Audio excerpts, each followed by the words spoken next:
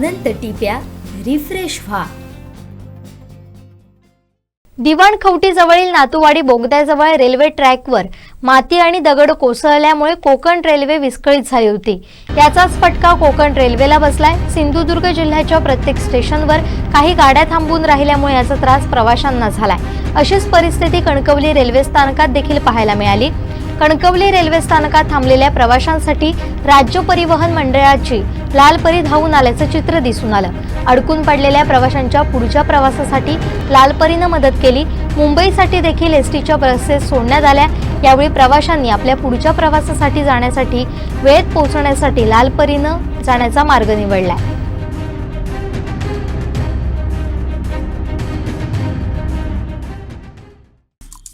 आमचे दिवसभरातले सर्व अपडेट्स, ताज्या घडामोडी आणि थेट लाईव्ह पाहण्यासाठी सबस्क्राइब करा, लाईक करा कोकणचं नंबर 1 महा चॅनल कोकण 7 लाईव्हचं YouTube चॅनल।